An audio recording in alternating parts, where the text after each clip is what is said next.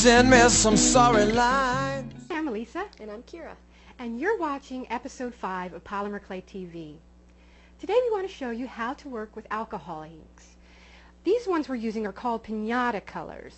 And they're very cool because they dry fast. And what I want to show you is how to apply them directly onto a piece of translucent clay that I've already conditioned and rolled into a flat sheet.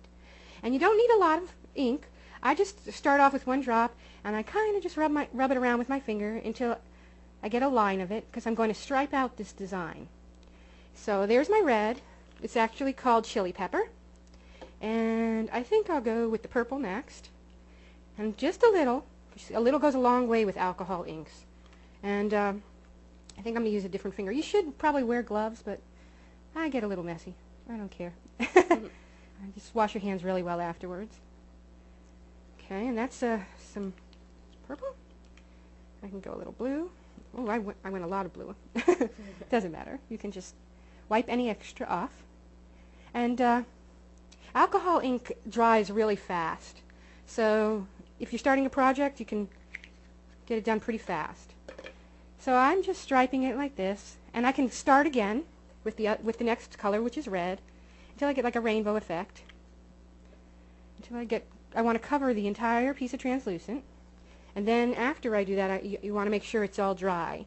So I'm going to just finish this up, and then Kira is going to show you how you can mix the ink directly into the clay to change the color of the clay, which is really cool. I need a little more purple.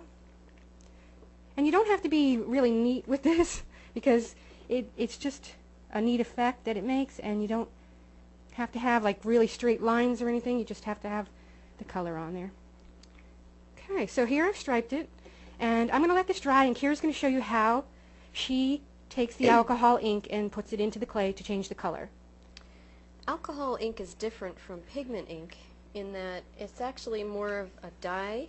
It actually seeps into the translucent or whatever other color you put it on. So this is not the same type of ink that you would use, for, let's say, to stamp an image onto the clay. It wouldn't work like that. So I just smeared some on there, and some is really just an approximation. There's no real recipe. You can come up with your own recipes of how much ink you want to put into the clay in order to change it whatever color you want. You can mix colors of ink. I just used the chili pepper, and I think I might use a drop of blue and see how that comes out. Maybe create my own purple. Yes, you can mix the colors and get all kinds of neat colors. Yeah, and like Ilysa said, a little goes a long way. And I just smear them up a little bit. It will dirty your hands, but alcohol ink is soluble with rubbing alcohol. So if you dirty yourself up, you can go get some isopropyl rubbing alcohol and wash off your hands and your work surface. And over here I have that's chili pepper mixed into translucent.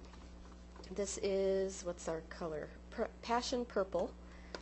This is the lime green. And this is my own little blend of chili pepper with a drop of Baja blue. And you want to remember that you can't stamp into, use a stamp and put the ink on the stamp, because this alcohol ink will just bleed into the clay. Right. The image will just bleed. Yeah. You can't make an image with this. This is for dyeing. If you think about it that way, it's for dyeing your clay colors, or for the effect that Ilysa is going to show you. It's it's just for turning the clay colors, or for making an effect where it's going to bleed. So here's a new color that I made. And if you use translucent as a base, you can make as many different colors as you can think of. Definitely. Okay, well, I'll show you how now to finish up this project. I've painted on my alcohol ink, and I've actually used a total of 1 bar of clay. This is a half a bar, and I'm going to knead up another half a bar, make a flat sheet again, and I'm going to sandwich that ink in there. So I want to place that right on top of the alcohol ink. Give it a nice firm pat. You can even come in with your roller. So you want to make sure that there's no air bubbles in between the 2 bars of clay, sandwiching. So what I'm going to do now is I'm going to just roll it up. And you have to make sure that your clay is conditioned well, or it'll start cracking as you go to roll it up. And what I'm creating here is what I call a cane.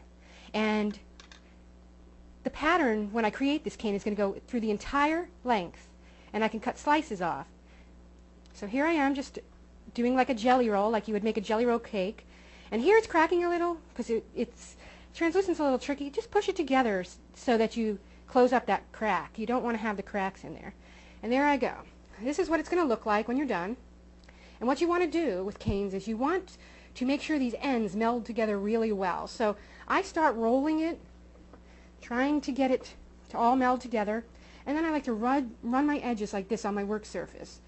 And that'll help to close up those ends. And you can pinch them closed if they need to be pinched closed so that it contains your design in there. So you keep rolling it until you feel like it's all melded together. And you'll feel it because there won't feel like there's any air pockets or anything in there. So after that, you want to start cutting in to make sure you got your design. So you start with one slice.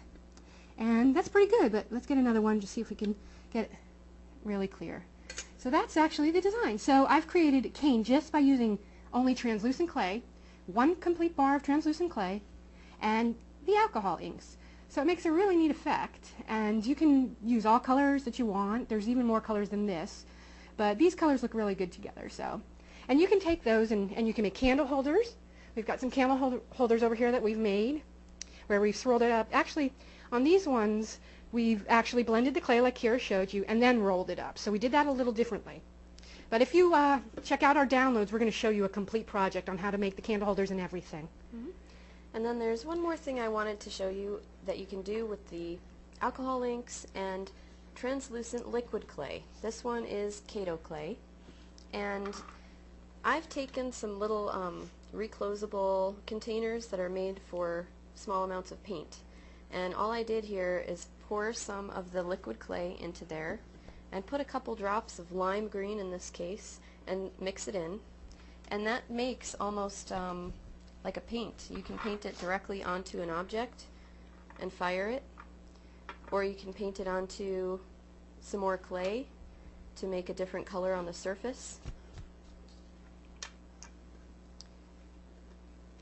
So there are a lot of different ways that you can use the inks. You just use your imagination. If you wanted to paint like a scene on here, you can mix up as many different colors as you wanted and actually paint right onto glass. Some people that we've met have done that where it actually looks like stained glass. So you know, if you used like a black line of clay that you roped and put on there and made a design, you could paint in the cells and use translucent clay with ink in it and create a stained glass effect. Yeah, so just have fun with it. Try a bunch of different colors and see the combinations. Translucent, like I said, works the best, but you can color any color clay with the ink. So just play around with it and you'll come out with some neat results. So thanks for joining us today, and we hope you'll join us next time.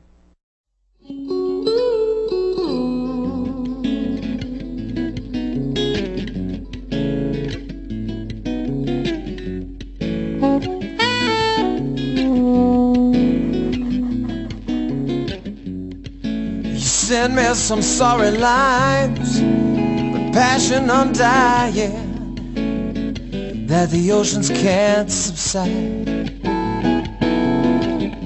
The storm blew from behind with all of your lies. You pushed me aside.